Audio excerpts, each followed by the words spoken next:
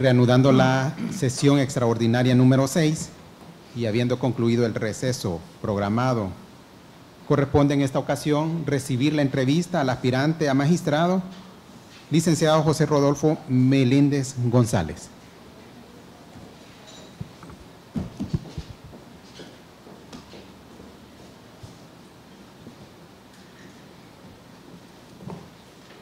Buenas tardes, licenciado José Rodolfo Meléndez González.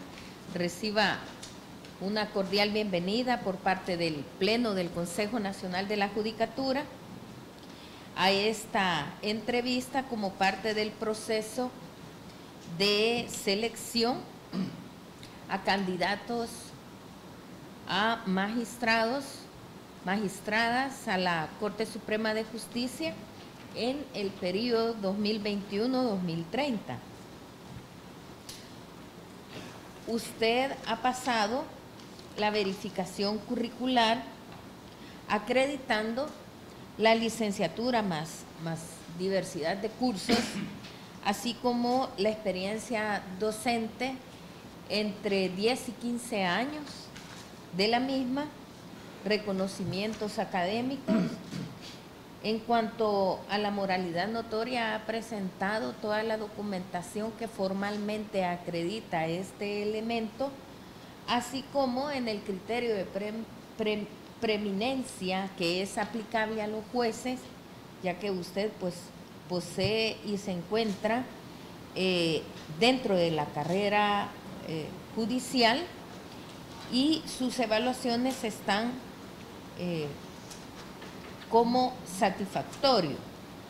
El total que usted ha obtenido de esta verificación curricular es de 3.17 con relación al 5% o 50% de esta tabla. Ahora que está usted presente en esta entrevista, viene el jefe de la sección a facilitarle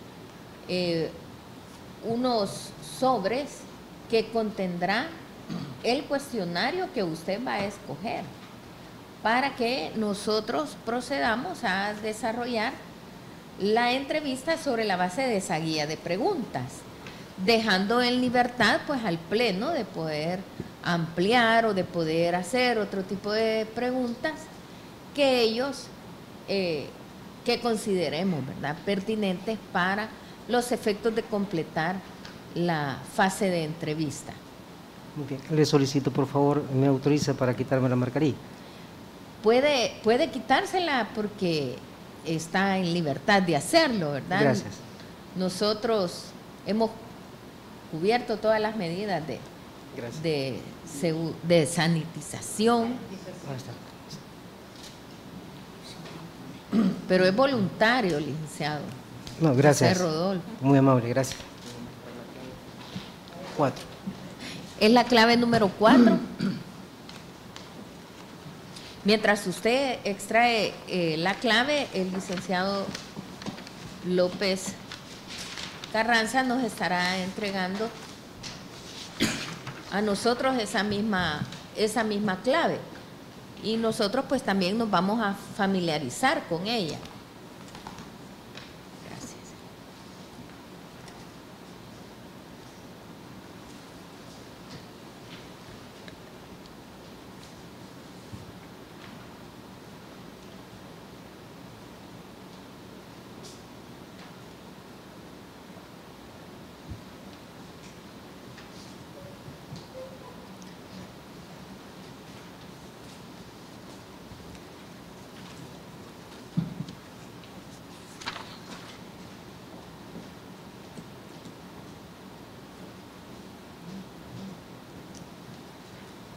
Muy bien. ¿Está listo? Sí. Bueno, la primera pregunta, que es la general, se refiere a que usted indique cuál es la corriente jurídica de pensamiento a la cual usted se adhiere y los motivos o el porqué de esa decisión, ¿verdad? Muy bien. Antes de contestar, quisiera tomarme la atribución para saludarles al honorable Pleno, a las personas que nos acompañan, señora Presidenta. Con respecto a primera pregunta, ¿cuál es la corriente de pensamiento jurídico? Quizás iniciaré fundamentando el porqué. Hago alusión a la inconstitucionalidad 105/2014, en la cual la Sala Constitucional establece la supremacía de carácter constitucional que tiene la misma, pero además establece que precisamente para limitar un derecho o para regularlo, se establece en la primera concepción que devenga directamente de la Constitución. Para lo segundo, que se establezca entonces la condición propia de parte del legisferante. Esto implica al hecho de que la norma por sí misma debe entonces, o la regulación de los derechos por sí mismo debe estar sometido a la norma, entendiendo también que la norma constitucional es parte de eso. Ahora bien, con respecto a los fundamentos de dicha circunstancia, debo advertir la regulación que tiene el artículo 15 de la Constitución, además el artículo 125 de la misma, respecto a lo siguiente: el órgano judicial no puede establecer ninguna apreciación o creación de normas que no devenga precisamente del legisferante, el legisferante constitucional o el legisferante ordinario.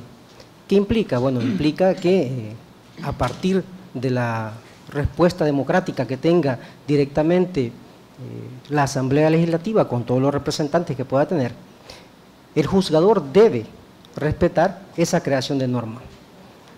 ¿Hacia dónde se inclina entonces mi línea de pensamiento?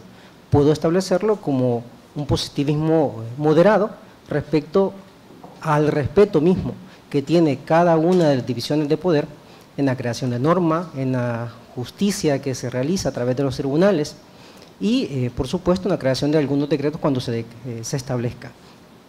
Esa fundamentación también tiene, además, un argumento doctrinario, y cito a Rudolf von Jhering cuando establece la lucha por el derecho. Jhering establece precisamente que la manifestación de derecho es aquella que deviene directamente de ese poder ya establecido y que además de eso deben los jueces respetarla. De lo contrario se caería directamente entonces en una injusticia. Esto es lo que debemos de evitar, el cometer injusticias en la aplicación de la norma o precisamente creando normas desde el órgano judicial. Eso creería yo que define directamente entonces la línea de pensamiento que tengo respecto de el positivismo moderado. Respecto de los conocimientos jurídicos, ¿cómo puede un juez con potestades de control de constitucionalidad respetar el principio democrático de la misma Constitución reconoce? Bueno, he citado directamente una inconstitucionalidad donde la misma Sala de lo Constitucional establece directamente el respeto a principios que han sido maximizados en la misma norma constitucional, como norma normarum o la norma de primacía. Y en este caso, el hecho de que un juez constitucional establezca líneas de criterio o establezca concretamente el juzgamiento o la apreciación de una norma, debe someterse a esa norma, no puede sobrepasar la misma norma. Por supuesto, esto establece desde el punto de vista que he dado, con el lineamiento del positivismo moderado, el hecho de que existe una amplia forma de interpretación de la norma, restringiendo concretamente a la creación de otros derechos o a la creación de una norma distinta, basado simplemente entonces en lo que la norma constitucional establece. Ahora, eso tendrá que estar desarrollado en la norma secundaria. Esa sería mi respuesta. Con relación a las aptitudes y valores éticos, ¿cómo debe responder el juez ante insultos o críticas injustificadas provenientes de otros funcionarios públicos expresadas a través de medios de comunicación social? Bueno, el juez no está en un concurso de simpatía. El juez puede resolver alguna circunstancia que no le agrade a cierto sector de la población. El juez debe ser fuerte respecto de ese tipo de críticas, administrarlas, saber entonces ponderarlas para efecto de si tiene que mejorar algo, tomarlo desde ese punto de vista. Creería yo que el juez no debe en ningún momento generar un tipo de discusión que no tendría ningún tipo de efecto más allá de algún tipo de resentimiento para alguno de los sectores. El juez debe estar abierto a la crítica, el juez debe ser transparente en cuanto a sus resoluciones, el juez debe ser claro respecto a sus motivaciones, a sus argumentos, para plasmarlos directamente en la decisión que va a tomar. Esto, como ya dije, implica que en algunos sectores no estarán de acuerdo con este tipo de decisiones, pero el juez debe estar preparado para eso. Apreciación sobre el órgano judicial. Explique un modelo alternativo de gobierno del Poder Judicial y administración de la carrera judicial que desconcentrara las competencias administrativas de la Corte Suprema de Justicia hacia el Consejo Nacional de la Judicatura sin necesidad de reforma constitucional. Bueno, ahí el aparato administrativo de la Corte Suprema de Justicia es amplio y esto implica una carga bastante fuerte respecto de ese trámite administrativo. Creo que en la creación de comisiones interinstitucionales puede generarse entonces o aliviarse este tipo de carga administrativa. Hay circunstancias que desde ya pueden ser vistas de una manera transparente. El hecho de verificar cada competencia que tenga el Consejo Nacional de la Judicatura y la Corte Suprema de Justicia, por ejemplo, en administración de la carrera judicial, evidentemente eso le corresponde al Consejo Nacional de la Judicatura. ¿Qué debe hacer la Corte? Generar las peticiones que crea convenientes, con brevedad, con celeridad, a efecto de que el Consejo entonces pueda establecer las personas más idóneas para optar a los cargos. Creo que esa es una labor que le correspondería directamente al Consejo. Y cuando digo creo, me refiero directamente entonces a los fundamentos de creación, de incorporación del Consejo Nacional de la Judicatura en la normativa constitucional. Creo que por ahí tendría que ser una de las respuestas. Otra de las condiciones en cuanto a esa saturación administrativa respecto de administración de tribunales, creo que también se puede hacer una comisión institucional que establezca parámetros concretos, disposiciones claras acerca de qué es lo que cada uno de los tribunales necesita y cómo suplir esas necesidades. Esto es importante porque parece ser que algunas de las gerencias que están dentro de la Corte Suprema de Justicia están aisladas de las propias necesidades que los jueces tienen. Si eso es así, si la comunicación es difícil de parte de los juzgadores, que son los que verifican directamente qué es lo que necesitan como herramienta de trabajo, con estos gerentes o con estas gerencias, bueno, también se puede hacer ese convenio, ese establecimiento directo para que se pueda administrar de una forma distinta. Esto generará algún tipo de inconveniente, algún llamado respecto de la asignación de recursos. Bueno, también eso podría irse verificando respecto de algún acuerdo financiero para poder sustentar este tipo de acuerdo. Exploración de otros conocimientos y apreciaciones personales. ¿Cuáles son los criterios jurisprudenciales más importantes sobre el derecho de acceso a la información pública?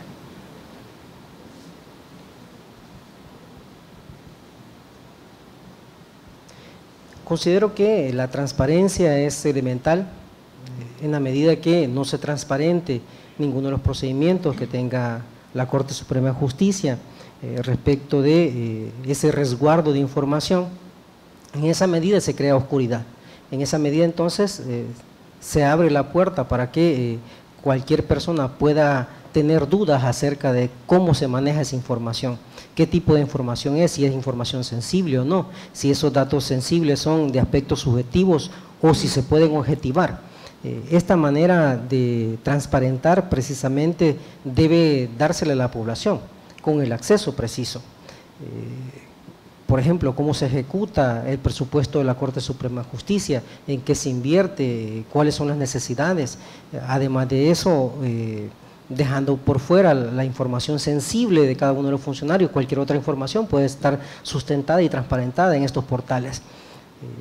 Me parece que en esa medida podemos ir avanzando con respecto a que la población tenga mayor confianza en el órgano judicial, tenga confianza precisamente en el órgano que constitucionalmente está establecido para juzgar.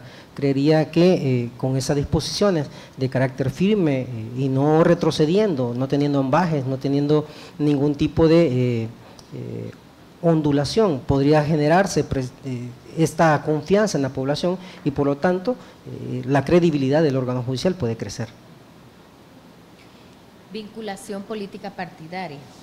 ¿Considera que existe en usted alguna circunstancia personal o laboral que pudiera ser considerada como una forma de vinculación material con un partido político o sus dirigentes? La respuesta es no, categóricamente. No tengo ningún tipo de vinculación ni con ningún dirigente ni con partido político. Con eso estaríamos dando por terminada la guía base o básica del cuestionario de su entrevista. Voy a dejar abierto pues la participación de los y las consejeras y concejales. La licenciada Gloria Elizabeth Álvarez tiene la palabra. Buenas tardes, licenciado. Buenas tardes. ¿Me podría decir qué criterios jurisprudenciales de la Sala de lo Penal podrían contribuir a reducir la situación de violencia o inseguridad que afecta a nuestra sociedad salvadoreña? Sí, haré relación quizás en estricto sentido a que la seguridad ciudadana no le pertenece directamente a la Sala de lo Penal, sino que es una determinación de política criminal establecida a través de los estudios criminológicos correspondientes que se abordan directamente hacia el Ministerio de Justicia. ¿Qué implica? Que desde ahí entonces debe darse las líneas generales de combate, de prevención del delito. Pero esto es en el ramo de política criminal. Ahora, respecto de la función que debe establecer directamente la Sala de lo Penal, me parece que debe contener aquellas precisiones justas necesarias en cuanto al análisis de tipo penales, diciendo justamente hasta dónde puede interpretarse un tipo penal. Cito un ejemplo me parece bastante trascendental con respecto a una forma de interpretación, solo que en este caso acerca de la Sala Constitucional, la sentencia 30/2016.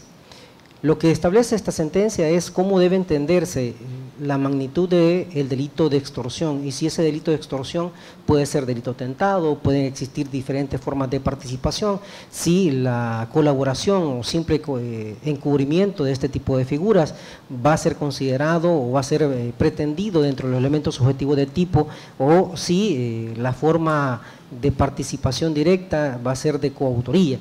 La Sala Constitucional establece la interpretación constitucional de esta ley, de esta normativa, y ahí dispone entonces una línea de trabajo. Esta línea de trabajo, que aparte de ser de efecto vinculante para todos los jueces, puede retomarla también la Sala de lo Penal, estableciendo, y como bien lo ha hecho la Sala Constitucional, directamente con la interpretación de tipos penales. Creo que la Sala Penal debe dar esas líneas básicas de tratamiento de delitos, pero también acerca del procedimiento a utilizar. O sea, tanto ley sustantiva como ley adjetiva debe estar determinada con directrices propias de la Sala de lo Penal. A partir de ello, los demás jueces entenderemos alguna forma de cómo la Sala Penal interpreta este tipo penal. Y esto implicará precisamente la aplicación efectiva en los tribunales. Creo que esa sería una vinculación directa en prevención de violencia, en ataque a inseguridad, pero no vincularse directamente con una línea de trabajo de parte de la Sala. ¿Alguien más?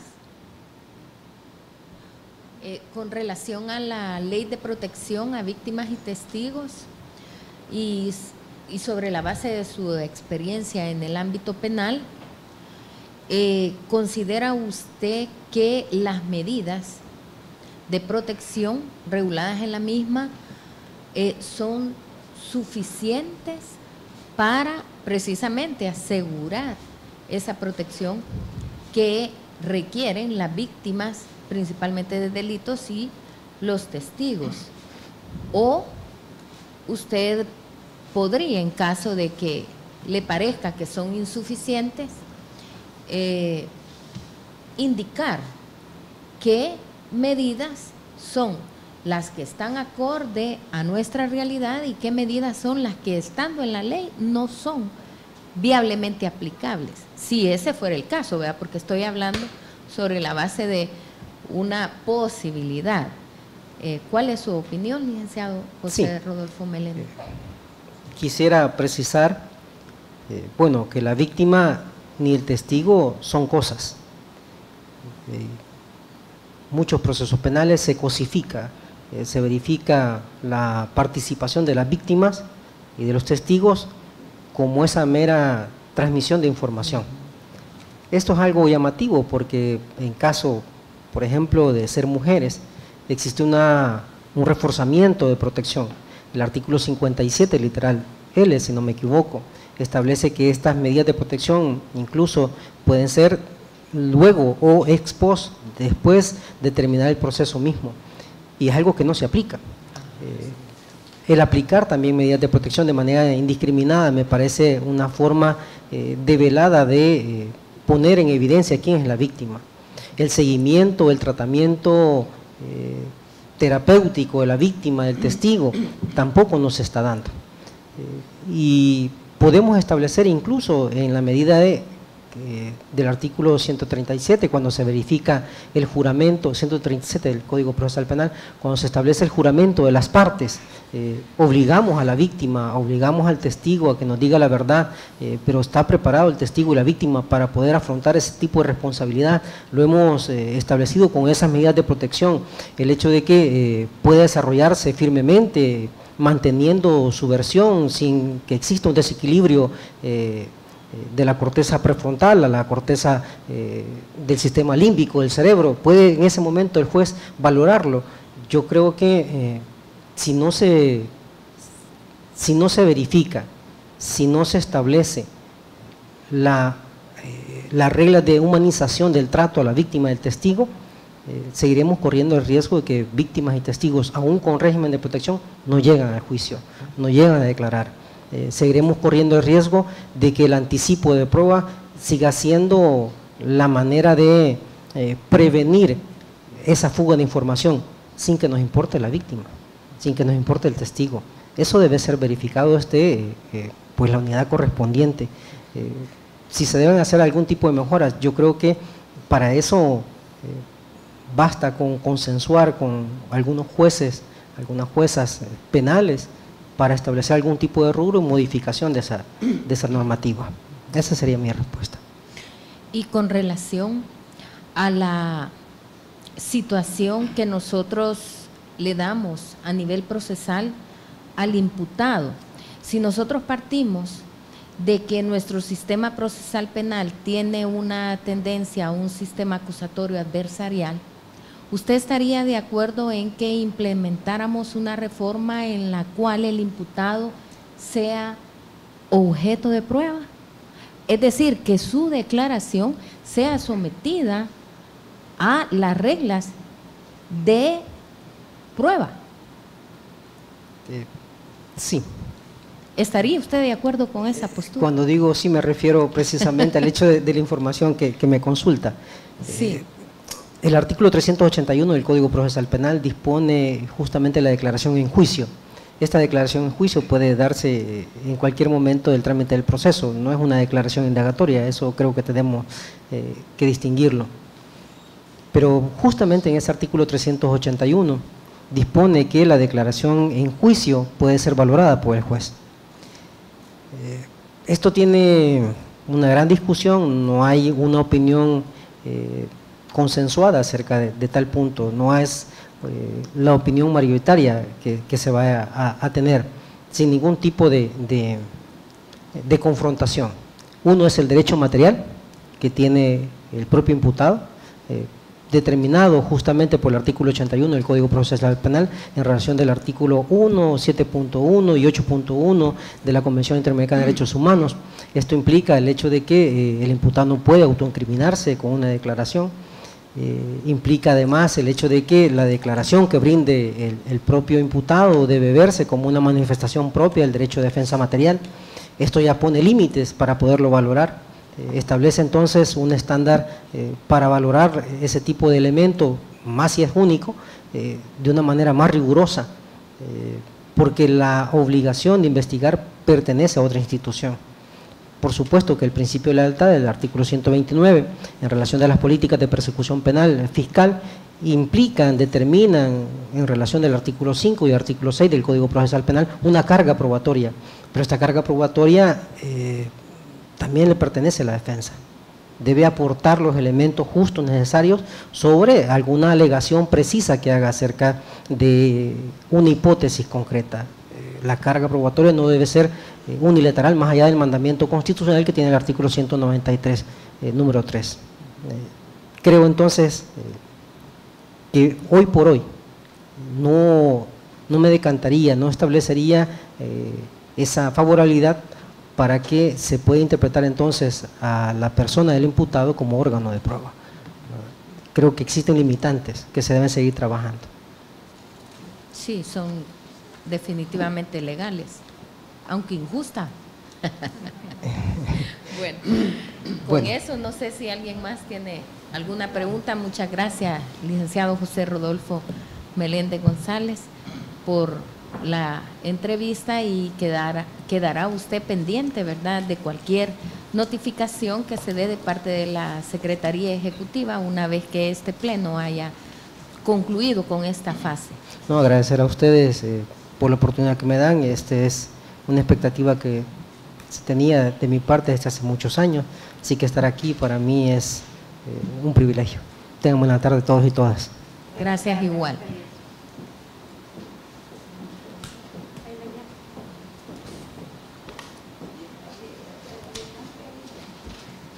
¿Y la mascarilla? Ahí la llevan. Ah. Bueno, yo vi que se la llevan.